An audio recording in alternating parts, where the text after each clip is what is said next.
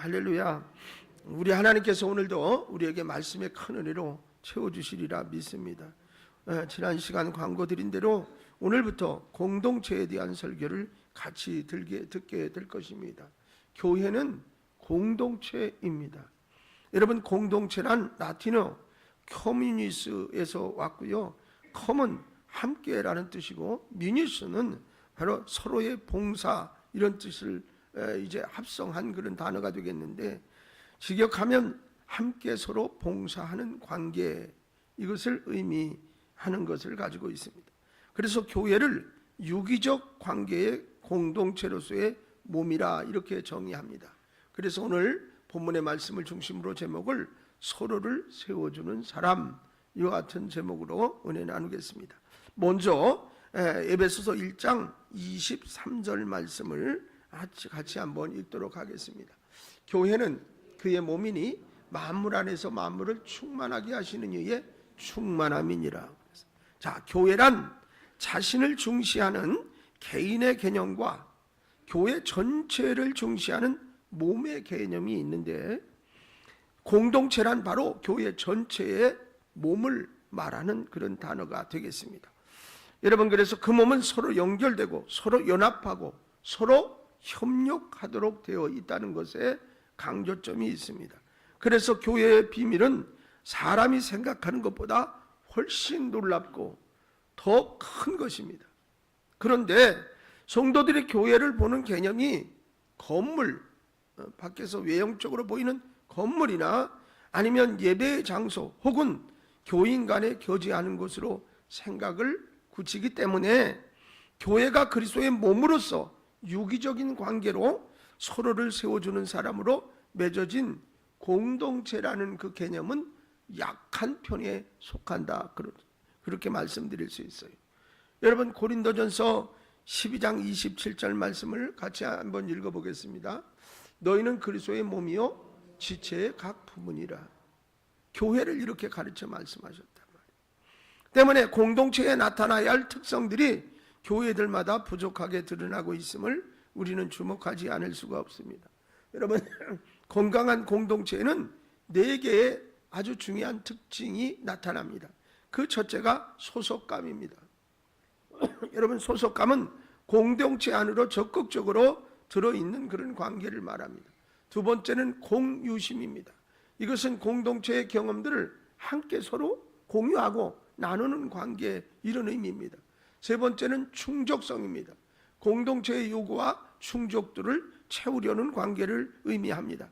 마지막으로는 영향력인데, 공동체의 목표를 성취하기 위해서 서로 힘이 되어주고 힘을 주고 나누는 관계를 의미합니다. 여러분, 이것이 이 4개의 공동체의 특징이 효과적으로 발휘되어야 건강한 교회를 이룰 수 있습니다.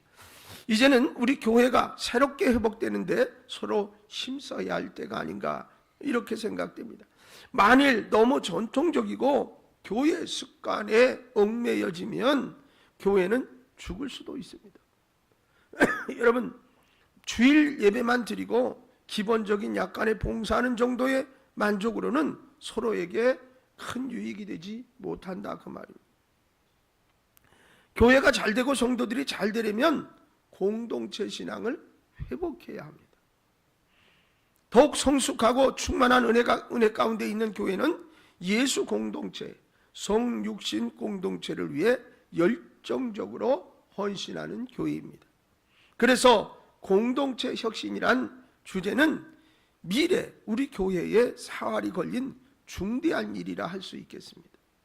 설교를 통해서 은혜 받고 기도 응답 받고 서로 충성하는 것도 중요하지만, 우리 공동체의 각 지체가 서로 사랑하고 섬기고 도와주고 영적으로 예수의 몸으로 생명이 넘치도록 노력하는 것은 정말 중요합니다. 교회라고 해서 모두가 잘 세워진 교회가 아닙니다. 같은 교단이며 교파라고 해서 공동체가 살아있는 것이 아닙니다. 건강한 공동체는 교회의 본질과 사명을 그대로 실천하는 교회입니다. 데살로니가 교회는 공동체의 모델이라 할 수 있겠어요. 한번 볼까요? 데살로니가전서 1장 2절로 4절 말씀을 같이 한번 읽어보도록 하겠습니다. 우리가 너희 모두로 말미암아 항상 하나님께 감사하며 기도할 때에 너희를 기억함은 너희의 믿음의 역사와 사랑의 수고와 우리 주 예수 그리스도에 대한 소망의 인내를 우리 하나님 아버지 앞에서 끊임없이 기억함이니 하나님의 사랑하심을 받은 형제들아 너희를 택하심을 아노라. 여러분, 사도 바울은 데살로니가 교회 공동체를 칭찬하면서 유일하게 감사했던 것이 하나님의 택하심을 받은 목적을 위해서 존재하는 성도들이 됐다는 사실을 칭찬하고 있어요. 그러니까 그들은 서로 이 믿음의 역사, 사랑의 수고, 소망의 인내를 끊임없이 실천하기 위해서 애쓰는 공동체였다는 겁니다. 사도 바울은 서로 교회 공동체를 위해서 어떻게 해야 할 것인가를 자세히 가르쳐주면서 권면을 했습니다. 이 말씀이 데살로니가전서 5장 12절로 28절에 있는데 여러분 짧은 절이 많아서 절수는 많은 것 같지만 그리 길지 않습니다. 이 말씀을 이제 마음속에 새기면서 찬찬히 같이 한번 읽도록 하겠습니다. 형제들아 우리가 너희에게 구하노니 너희 가운데서 수고하고 주 안에서 너희를 다스리며 권하는 자들을 너희가 알고 그들의 역사로 말미암아 사랑 안에서 가장 귀히 여기며 너희끼리 화목하라. 또 형제들아 너희를 권하노니 게으른 자들을 권계하며 마음이 약한 자들을 격려하고 힘이 없는 자들을 붙들어주며 모든 사람에게 오래 참으라. 삼가 누가 누구에게든지 악으로 악을 갚지 말게 하고 서로 대하든지 모든 사람을 대하든지 항상 선을 따르라. 항상 기뻐하라. 쉬지 말고 기도하라. 범사에 감사하라. 이것이 그리스도 예수 안에서 너희를 향하신 하나님의 뜻이니라. 성령을 소멸치하지 말며 예언을 멸시하지 말고 범사에 헤아려 좋은 것을 취하고 악은 어떤 모양이라도 버리라. 평강의 하나님이 친히 너희를 온전히 거룩하게 하시고 또 너희의 온 영과 혼과 몸이 우리 주 예수 그리스도께서 강림하실 때에 흠없게 보존되기를 원하노라. 너희를 부르시는 이는 미쁘시니 그가 또한 이루시리라. 형제들아 우리를 위하여 기도하라. 거룩하게 입맞춤으로 모든 형제에게 문안하라. 내가 주를 힘입어 너희를 명하노니 모든 형제에게 이 편지를 읽어주라.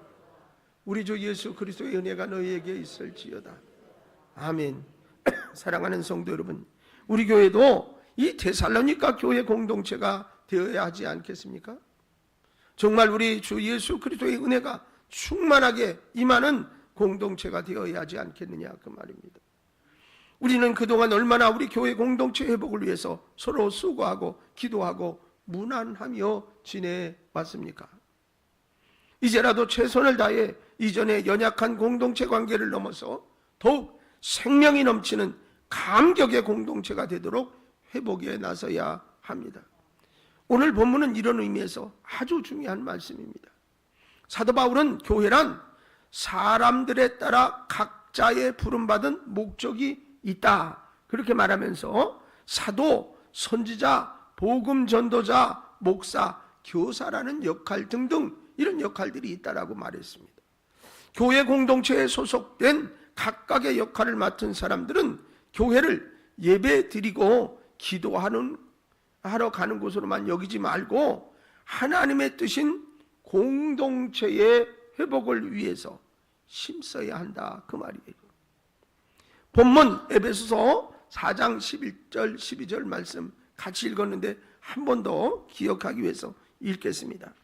그가 어떤 사람은 사도로 어떤 사람은 선지자로 어떤 사람은 복음 전하는 자로 어떤 사람은 목사로 교사로 삼으니 이는 성도를 온전하게 하여 봉사의 일을 하게 하며 그리스도의 몸을 세우려 하십니다. 네, 여러분 그렇습니다. 왜 우리를 교회로 부르시고 각 사람에게 역할을 하도록 하셨습니까? 성공이나 행복이나 축복 때문입니까? 아니면 공동체입니까? 여러분 이것을 이해하도록 하기 위해서 공동체의 개념을 이미 설명했습니다. 지금 사도 바울이 에베소 교회에게서 하는 설교가 감격도 흥미도 없는 건조하고 메마른 설교라고 느끼십니까? 사실은 굉장히 중요한 설교입니다. 건조하지 않습니다. 생동감이 넘치는 교회를 향한 강력한 메시지라 할 수 있습니다. 여러분이 깊이 들으면 이 말씀이 얼마나 철저하게 절실하게 우리 교회에 필요한 설교인가를 알 수가 있어요. 다시 말씀드리면 사도, 선지자, 복음 전도자, 목사, 교사의 역할은 공동체 회복, 즉 공동체 세움이라는 것입니다. 자, 그러면 어떤 공동체를 세우기 위한 역할일까요? 첫째, 성도 공동체의 회복입니다. 교회의 직분자이든 역할을 맡은 사람이든 먼저 성도 공동체를 세우기 위해 존재해야 한다는 것입니다. 성도들이 없으면 교회가 될 수가 없습니다. 여러분, 사람들은 그래요. 건물이 아주 아름답게 세워진 건물을 보고 저 교회 그렇게 말을 하기도 합니다. 보여지는 교회의 모습일지 모르겠습니다. 그러나 더 중요한 것은 여러분 각자가 성전입니다. 그러니까 그 안에 담겨진 성도 공동체, 그것이 더 중요한 것이지 건물이 중요하지 않습니다. 여러분, 물론 건물도 예배를 드리는 공간으로서의 개념의 편리성과 아늑화가 이런 것들 다 따져야 하기 때문에 아주 없어서는 안 되는 거지만 더 중요한 것은 각자 성도 자신이라 그 말입니다. 여러분, 사람들이 이제 생명을 얻고 그들이 구별되어 함께 모여있는 거룩한 성도 공동체가 되어야 교회다운 교회가 되는 것입니다. 여러분, 그런데 성도들이 서로 시험에 들고 싸우고 충돌하면 그 성도 공동체는 고통을 겪고 아픔을 당하게 되고 결국 공동체는 크나큰 희생을 치르게 됩니다. 가끔은 사람들이 모인 곳이라 완전하지 못한 이들이 모여서 삐걱거리기도 하고 때로는 충돌도 일어나고 그러기도 합니다. 그런데 이것들이 그리스도의 사랑 안에서 빨리 은혜 안에 수습되어져야지, 이 골이 깊어져 가지고 오래되면 여러분 안 됩니다. 왜 그런가 하면 교회가 어떤 곳입니까? 서로가 조금 양보하고 희생하고 나누고 자기의 역할을 다해서 하나님의 영광을 드러내고 세우는 교회여야 하는데, 여러분 세상의 원리와 상황을 여기다 끌어들여서 여기서 무엇인가를 자꾸 얻어만 가려고 그런다면 교회는 불편해집니다. 교회는 한없이 주는 곳입니다. 한없이 희생하는 곳이기도 합니다. 그럼에도 불구하고 그 정신을 잃어버렸어요. 여러분, 그러다 보면 이제 처음 신앙생활 하시는 분들이 교회에 와서 상처를 받는다든지 목사를 신뢰하지 못한다든지 성도 간에 서로 이제 벽이 세워진다든지 그러면 그 상처를 누가 치료해 준다고요? 여러분, 교회에 은혜 받으러 온 것입니다. 또한 하나님을 만나러 온 것입니다. 그리고 주님을 온전히 인격적으로 만나고 구원받기 위해서 온 것인데, 여러분, 세상 한 영혼이 천하보다 귀하다 했는데 나로 말미암아 어떤 사람이 구원을 거부한다면 그 엄청난 책임을 누가 져야 한답니까? 여러분, 그렇기 때문에 성도들이 서로 시험에 들고 싸우고 충돌하면 안 됩니다. 아픔을 당하게 되고 공동체의 희생이 커지기 때문입니다. 그러나 사도 바울이 말씀하는 직분자나 역할을 맡은 사람들이 서로 성도를 온전케 하게 되면 성도 공동체는 사랑과 은혜와 기쁨이 흘러넘치는 공동체로 바뀌게 됩니다. 저는 여러분들에게 묻겠습니다. 나는 성도를 온전하게 해주기 위해서 얼마나 노력하고 있다고 생각을 하십니까? 여러분, 여기서 성도를 온전하게 한다는 뜻은 완전하다는 의미는 아닙니다. 왜냐하면 성도를 완전하게 할 수 있는 분은 오직 하나님 한 분밖에 안 계십니다. 인간은 모두 불완전해요. 여러분, 그러나 그렇기 때문에 인간을 완전하게 해주지 못하지만, 그러나 온전한 것은 좀 달라요. 온전하게 하는 것은 원상태로 회복될 수 있도록 보충하고 도와주는 것, 복구시켜주는 것이기 때문입니다. 여러분, 예를 들어 성도들이 말씀에서 벗어나 방황하면 그 성도가 말씀을 붙잡고 살도록 옆에서 도와주는 것입니다. 교회를 멀리하고 교회 밖에서 맴도는 성도들에게는 교회를 가까이 할 수 있도록 우리가 어떻게 안내도 하고 또 만들어주기도 하고 그런 역할을 해주는 겁니다. 여러분, 그래서 점차 믿음이나 영성이나 삶이 하나님으로부터 멀어진 관계에서 연합하는 공동체가 되도록 하는 것이 온전하게 해주는 것이라 이 말. 이 역할은 우리가 다 할 수 있는 일이지 않습니까? 서로가 부족하고 연약한 것을 보충해 주려고 할 때 성도 공동체가 회복되는 것이다 그 말입니다. 여러분, 다른 사람에게 없는 은사가 내게 있습니다. 그래서 서로 연합하며 살아야 하는 겁니다. 어떤 사람은 수학은 애들 말로 기똥차게 잘하는데 문학은 꽝이에요. 어떤 사람은 문학은 너무 잘하는데 수학만 보면 머리가 띵띵거려요. 여러분, 두 사람이 만나면 좋은 결과를 나타낼 수 있는 거예요. 성도도 다 각각의 은사가 달라요. 그렇기 때문에 내 부족한 은사를 다른 사람이 옆에서 조금 세워주고 격려해주고 위로해주고 그러면서 세워져 가는 것이다 이 말이에요. 여러분, 건물로 따지면 각각의 역할이 다 있습니다. 어디는 뭐 벽돌도 있고 무슨 지붕도 있고 뭐도 다 있는데 이 건물에 필요하지 않은 게 없다 그 말. 여러분, 각자의 위치에서 그 역할을 할 때 건물이 든든히 세워져 가는 것처럼 사랑하는 여러분, 그렇습니다.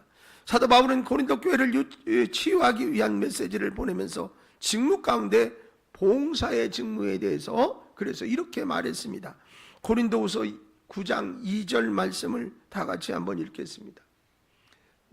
이는 내가 너희의 원함을 알미라. 내가 너희를 위하여 마게도니아인들에게 아가야에게는 1년 전부터 준비했다는 것을 자랑하였는데 과연 너희의 열심이 폭 많은 사람들을 분발하게 하였느니라 그랬어요.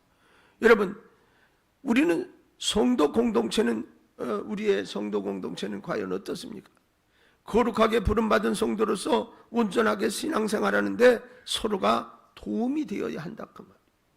우리가 열심히 기도하고 모이는 목적은 끊임없이 성도들이 힘을 얻고 생명을 얻도록 하기 위한 것이기 때문입니다. 여러분, 이제부터 성도 공동체를 돌아보십시오. 누가 지쳐있는 성도인지, 큰 아픔 가운데 신음하는 성도는 없는지, 서로 살피고 지속적으로 돌봄의 관계, 사활의 관계를 맺어야 한다 그 말입니다. 여러분, 성도 중에 누가 몸이 아픈 사람이 있는데 나하고는 상관이 없으니까 지가 아프지 내가 아파? 이렇게 생각하면 성도 공동체에는 이미 붕괴되어 가는 것입니다. 여러분, 가족이 그렇지 않습니까? 가족 공동체도 마찬가지입니다. 가족에 누군가가 한 사람이 아프면 온 가족이 신경을 거기다 쓰고 염려하고 걱정하고 치료할 수 있는 방법을 연구하고 그리고 격려하고 힘이 되어지고 그게 가족이에요. 그런데 뭐예요? 나하고 상관없는데 나는 안 아픈데 뭐. 그건 이미 그 가족은 깨진 거나 마찬가지라 그 말이. 여러분, 바로 성도 간의 이와 같은 사랑의 공동체, 이 헌신의 공동체가 중요하다 그 말입니다. 우리의 목표는 성도 한 사람 한 사람이 서로 세워주기를 위해 자신의 권위와 권리까지 포기하여 성도 공동체를 든든히 세워가는 것입니다. 두 번째로 봉사 공동체의 회복입니다. 직분이나 역할을 잘하는 것은 봉사의 일을 잘하도록 세워주는 거예요. 여러분, 공동체가 힘이 있는가 없는가를 아는 방법은 봉사하는 일을 잘하는가 아닌가 보면 알 수 있어요. 봉사를 잘하는 사람은 공동체를 위해서 헌신하는 사람입니다. 여러분, 그러나 봉사를 잘하지 않는 사람은 공동체와 끈끈한 관계를 맺지 못한 사람들입니다. 봉사한다는 것은 이제 디아코니아입니다. 수종 들고 섬기고 돕는다라는 뜻을 가지고 있습니다. 여러분, 성경을 연속해서 세 군데 보겠습니다. 마태복음 4장 11절과 27장 55절, 요한복음 19장 22절 말씀을 연결해서 같이 한번 읽겠습니다. 이에 마귀는 예수를 떠나고 천사들이 나와서 수종드니라.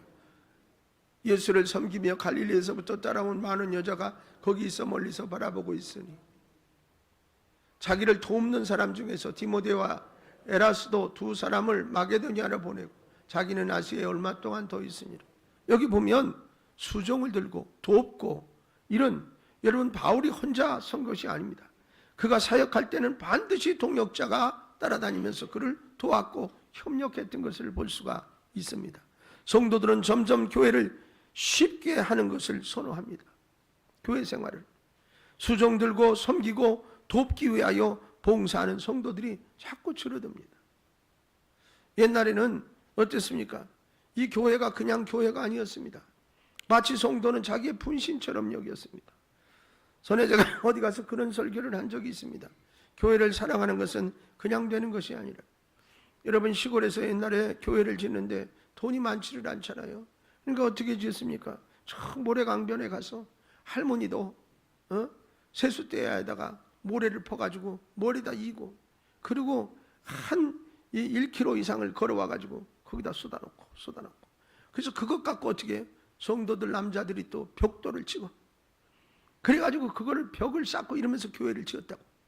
그러는데 동네 아이들이 교회 마당이 제일 넓으니까 거기 와가지고 놀다가 벽에다 못으로 막 글씨도 쓰고 뭐 검은 걸로 쓰면 막 쫓아가서 노인네들이 가슴을 막 팍팍 치면서 그건 내 몸에다 상처를 내라, 내 몸에다 상처를 내라, 그 성전이 어떤 건데, 그러면서 막 울부짖었어요. 왜 그렇습니까?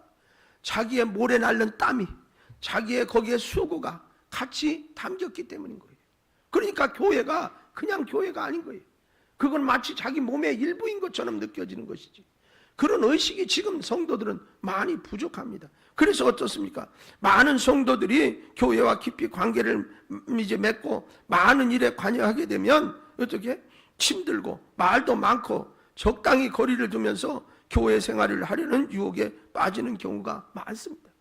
어떤 성도는 매년 봉사의 양을 줄이거나 쉬든지 피하려고 그럽니다.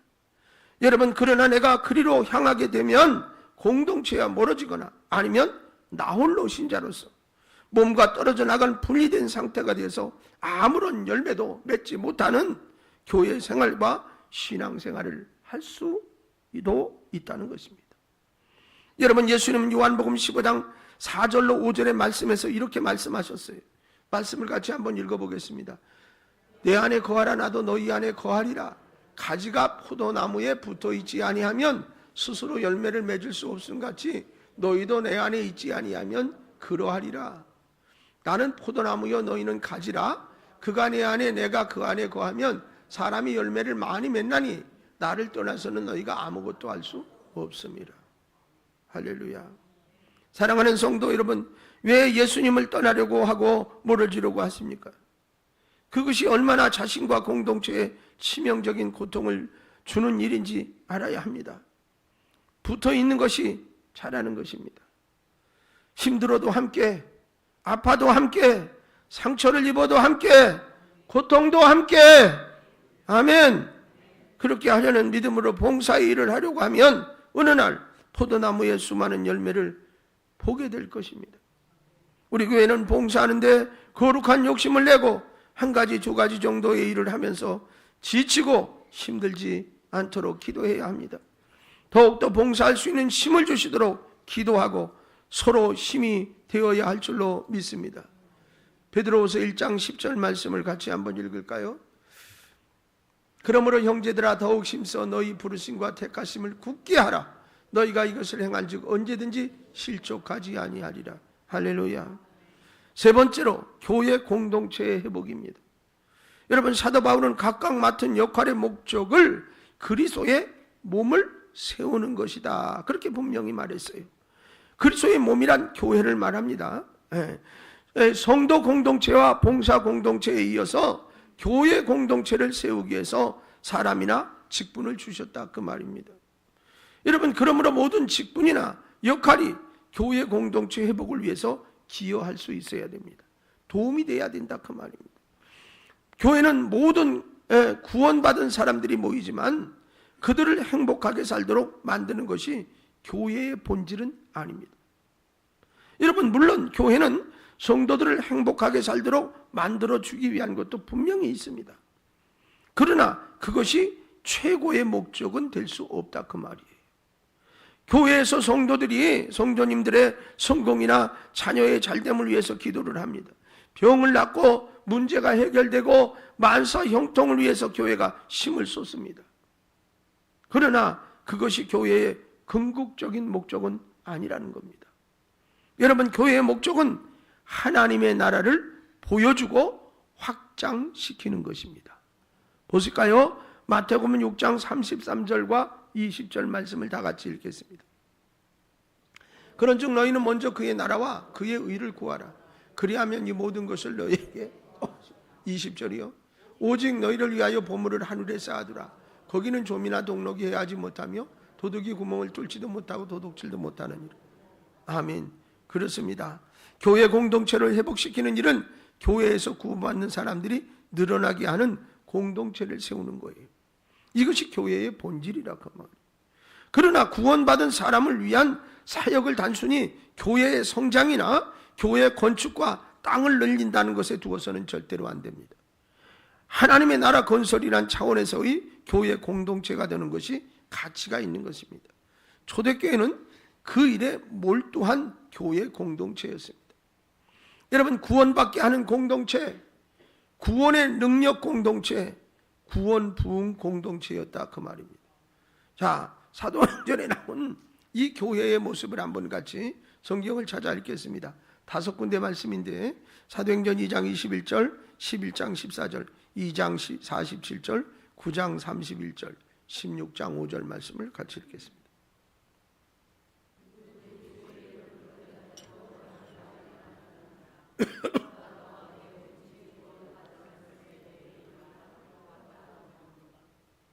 하나님을 찬미하며 또 온 백성에게 칭송을 받으니 주께서 구원받는 사람들을 날마다 더하게 하시니라.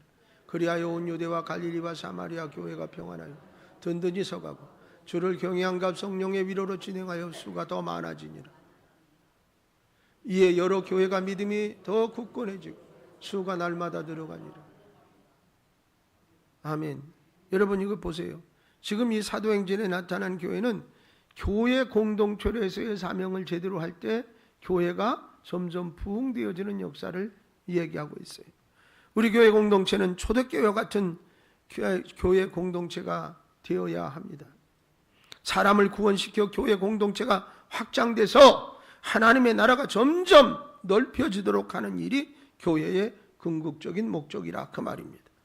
우리가 힘써 예배하고 기도하고 훈련받고 봉사하고 사명을 감당하기 위해서 뛰는 이유는 하나님의 나라에 들어가는 사람들이 많아지게 하기 위한 것이다 그 말입니다. 그래서 교회에 모인 이유와 교회에서 해야 할 일은 공통적으로 영혼을 구원하는 일에 포커스가 맞춰져야 한다는 거죠. 여러분, 이 일이 소홀한 교회 공동체는 능력을 상실한 공동체고 그곳에 모여있는 사람 또한 목적을 잃은 사람이라 할 수 있겠습니다.